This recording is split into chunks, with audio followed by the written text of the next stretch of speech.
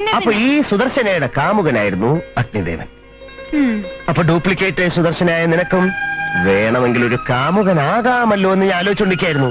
അയ്യടാ, എനിക്ക് ഈ കാമുകനും പ്രേമവും ഐ ലവ് യു എന്നും എനിക്കിതൊന്നും ഇഷ്ടല്ല. ഓഹോ, പിന്നെ നീ നിന്റെ സങ്കല്പത്തിലെ ഭർത്താവ് എണ്ണക്കറപ്പനാണെന്നോ അവന്റെ തലവഴി എണ്ണ ഒഴിച്ച് കുളിപ്പിക്കണം എന്നൊക്കെ വലിയ വാചം ഓടിക്കുന്നതായിട്ടല്ലോ പെമ്പിളാടുത്ത് ഇന്നലെ.